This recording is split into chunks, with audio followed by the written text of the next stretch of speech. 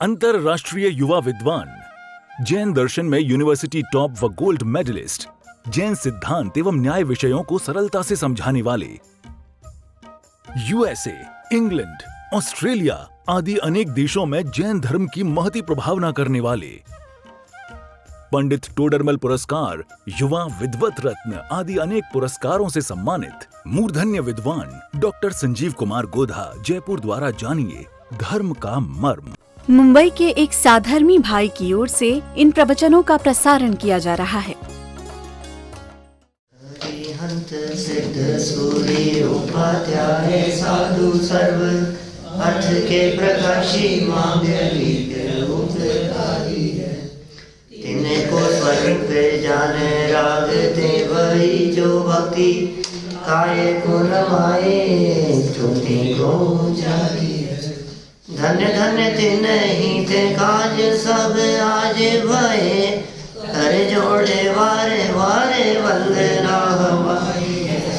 मंगल कल्याण सुख ऐसो हम चाहते हैं, ओ मेरी ऐसी दशा जैसी तुम धारी है। ओ मेरी ऐसी दशा जैसी तुम धारी है। ओ मेरी ऐसी दशा जैसी तुम धारी है।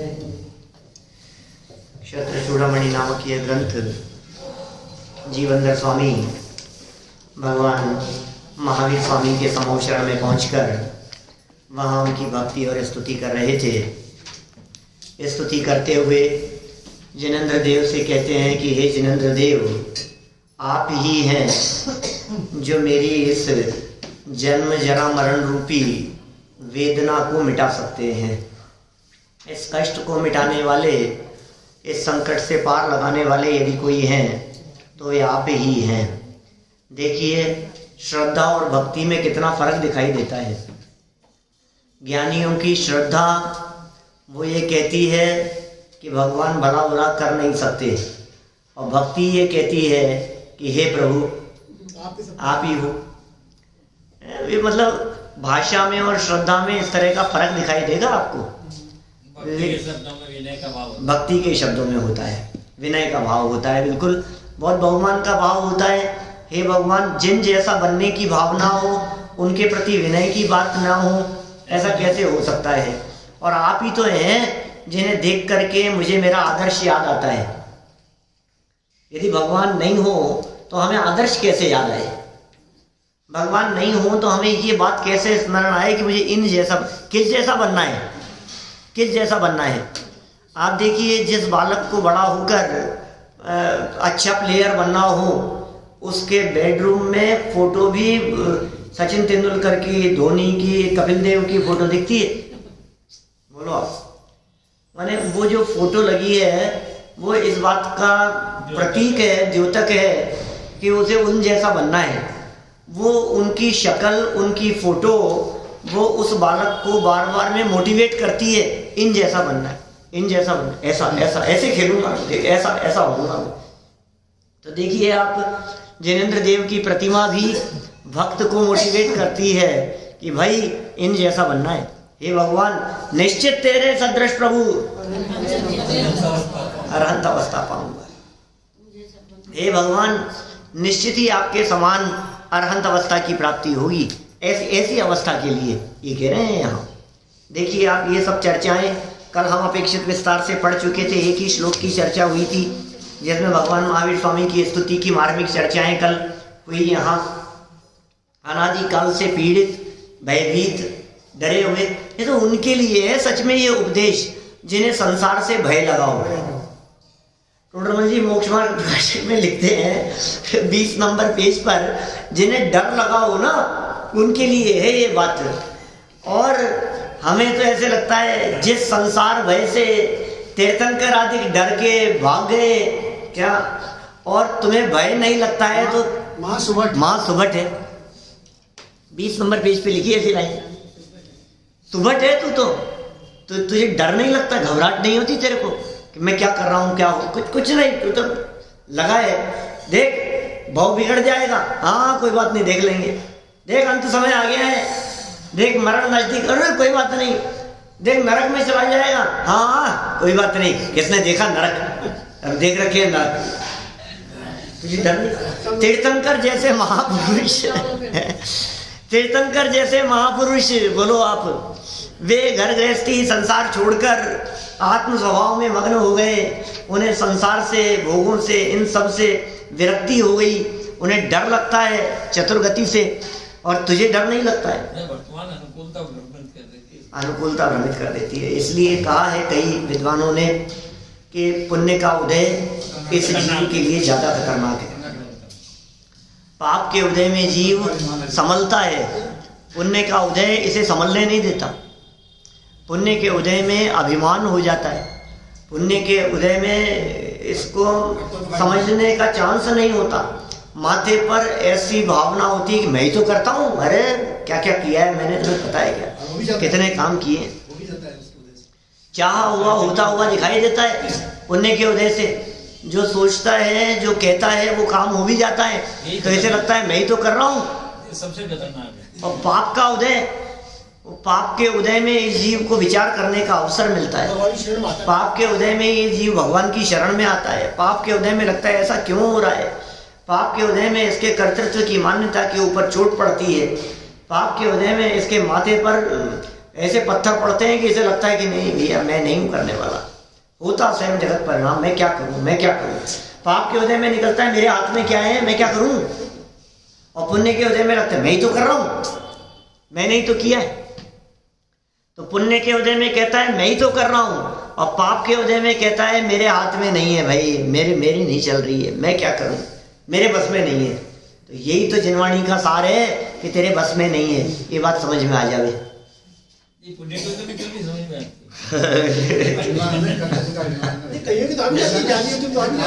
ऐसा है कभी आएगी जिसकी होनार अच्छी, होनार भली हो उसके समझ में आ जाए। पुण्य के उदय वालों को नहीं समझ में आती हो ऐसा नहीं कह रहे, नियम नहीं है। पुण्य के उदय वालों के समझ में आने के चांस कम है, परसेंटेज कम है, क्योंकि उसको मौका नहीं मिलता है।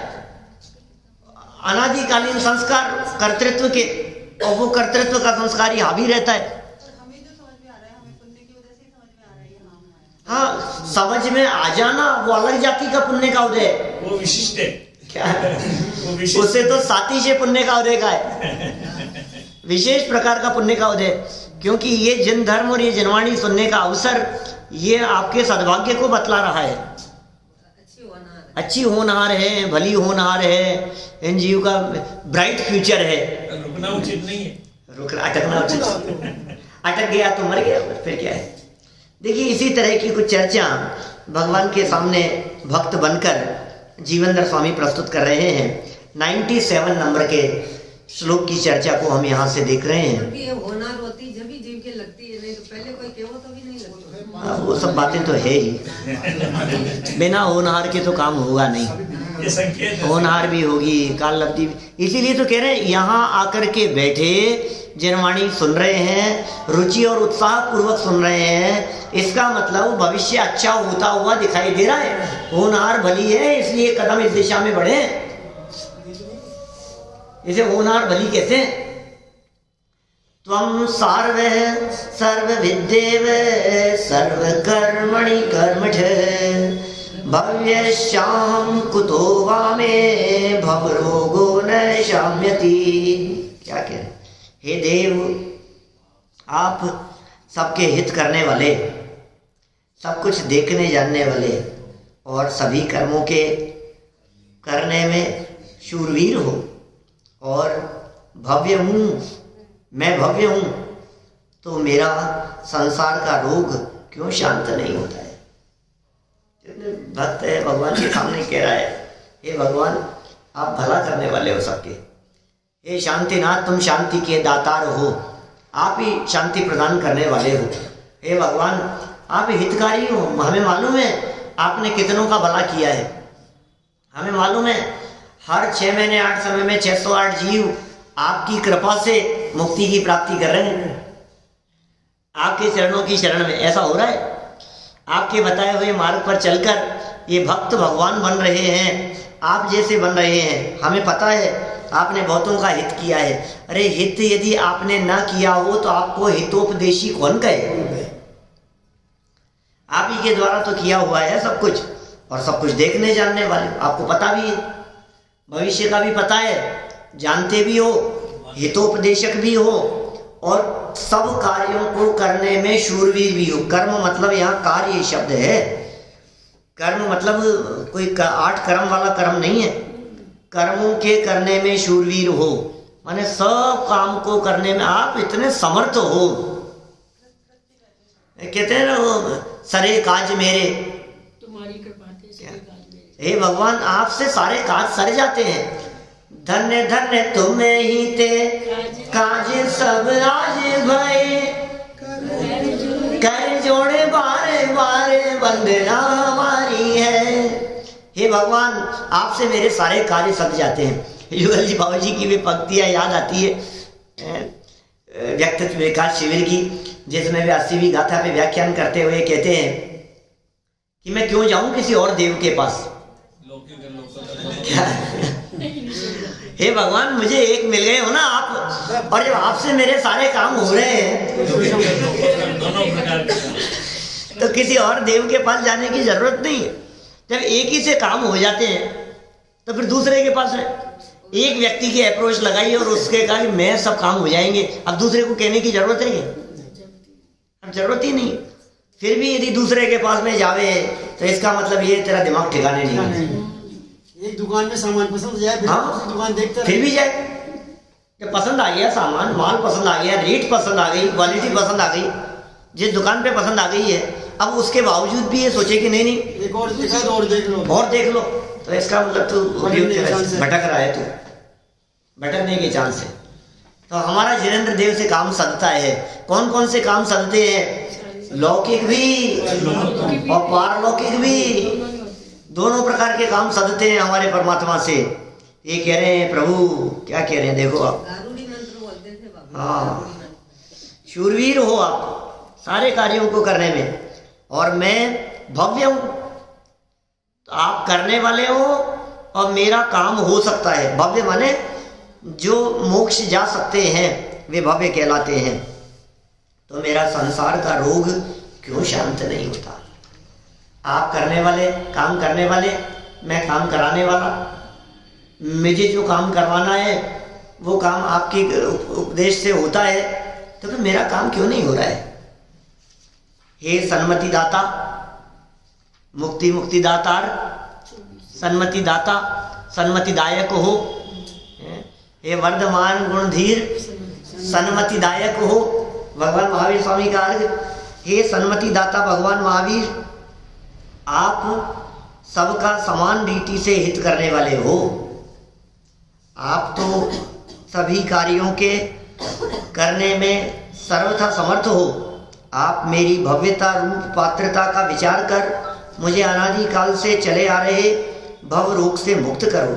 यही मेरी आपसे विनती है। हे भगवान, ये मेरी विनती है आपसे कि आप मुझे मेरे भव रोगों से दूर करो।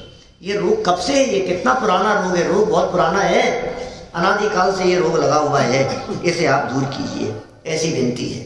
देखिए आगे, निर्मोह मोह दावेन देह जीर्णो रुकानने दह्यमान तया शश्वन मुह्यंतम रक्ष रक्ष माम। हे मोह रहित वीतराग जिनेंद्र, निर्मोह, गजब है भाई। ये इसे कहते हैं भक्ति।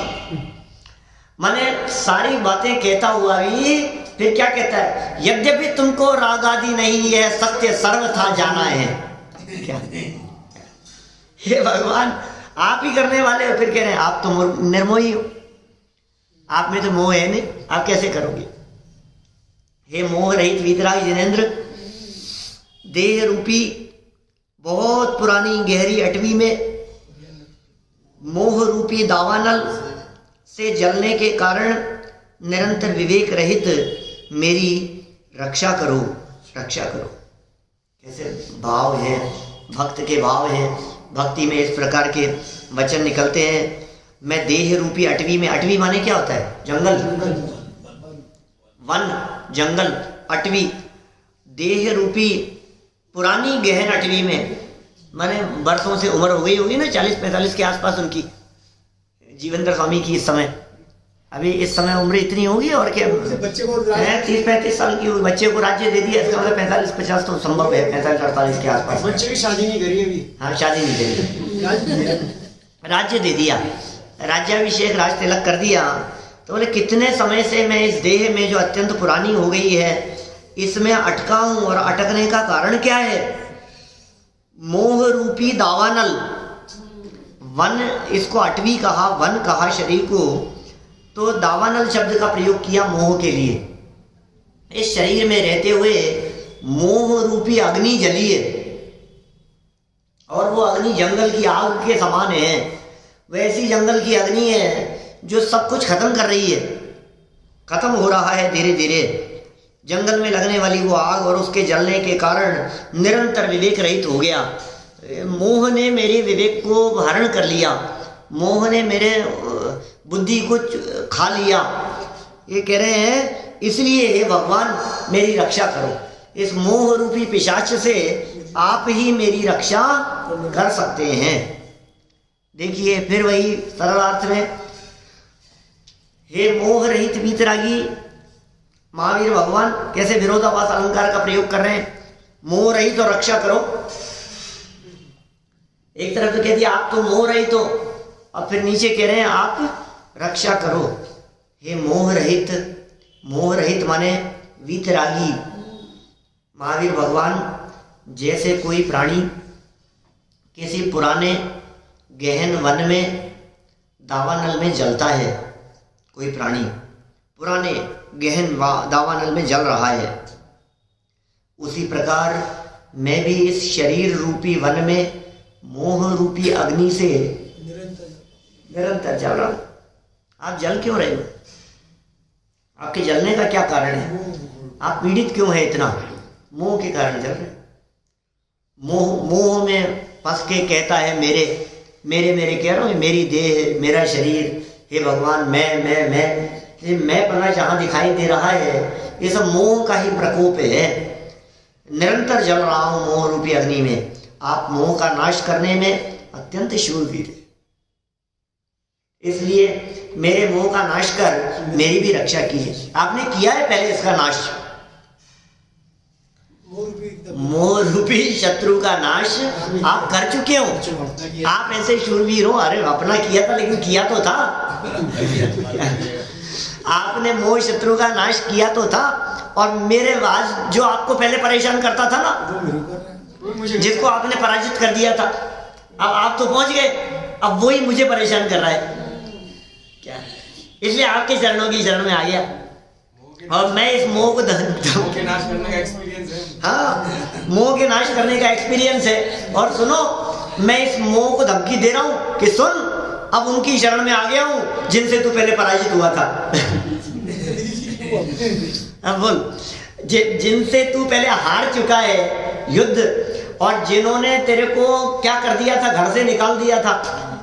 दोषे रूपात्व विविधाश्रय जात घर वही, तू दर दर की ठोकरें खा रहा था, जिनके घर से निकलकर आज मैंने उनकी शरण ले ली है। अब बता मोह, तू टिक पाएगा क्या? तू देख ले। और सच बात यही है कि भगवान के चरणों की शरण मिल जाने के बाद वो मोह घबराने लगता है, वो मोह कांपने लगता है, उस मोह को चिंता होने लगती है कि कहीं ऐसा न हो जाए कि मुझे भी इसका घर छोड़ करके निकलना पड़े, ऐसा न हो जाए। ऐसी ऐसी चिंता होती है किसको? मोह को। अरे यार, ये फिर उनकी शरण में चल। भाई साहब देखो, जैसे दुर्योधन को हुई ना चिंता, ये श्री कृष्ण के पास जाकर वो उनकी सेना नहीं मांग ले, गड़बड़ हो जाएगी। इन्होंने साथ दिया ना श्री कृष्ण ने और उनकी सेना ने, यदि अर्जुन का साथ दे दिया तो गड़बड़ हो जाएगी। वो डरने लग गया वो उनके साथ की वजह से। ऐसे ही मोह रूपी जो दुर्योधन है ये डरता है भगवान महावीर रूपी कृष्ण की संगति कर लेने पर।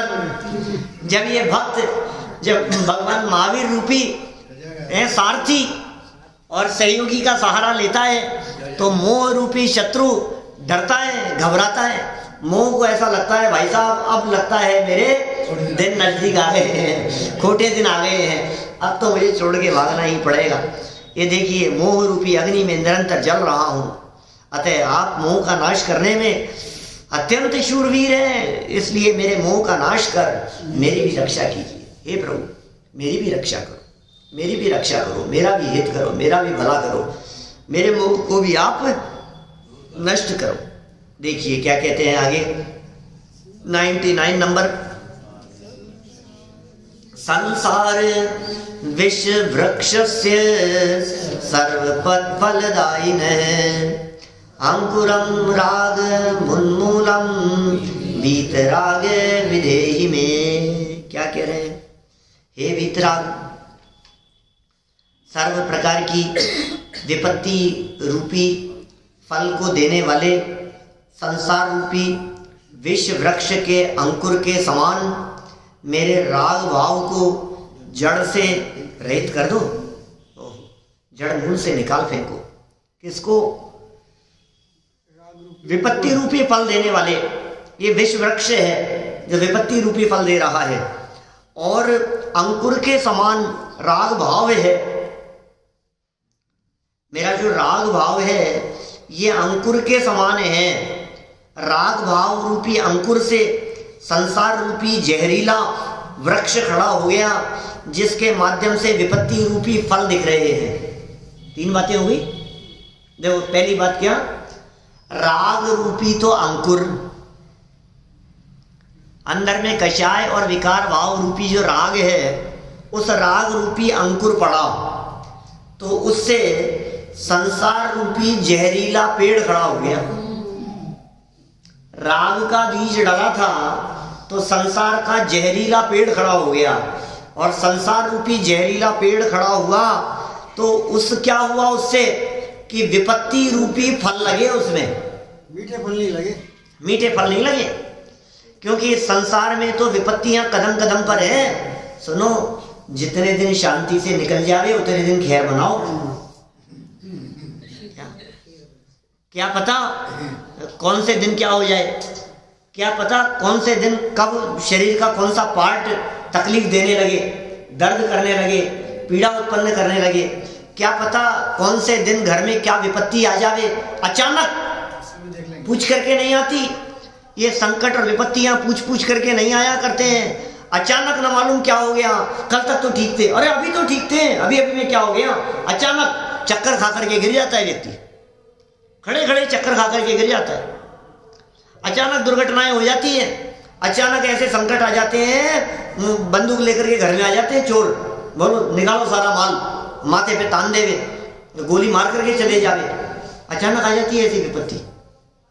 अरे नहीं साहब हमारे थोड़ी ना आएंगे, ये तो अलग। हाथ का घास हाथ में रह जाता है, हाथ का घास हाथ में रह जाता है। बोलो, आधा शब्द जवान का जवान में रह जाए, बाहर नहीं निकल पावे, ऐसा हो जाता है। ऐसा लकवा पैरालिसिस की स्थिति बन जाती है कि हाथ नहीं हिला सके। अचानक ही, ये सब अचानक ही होता है। ये अचानक हुआ ना ताई जी, दिखना बंद हो गया, अचानक ही।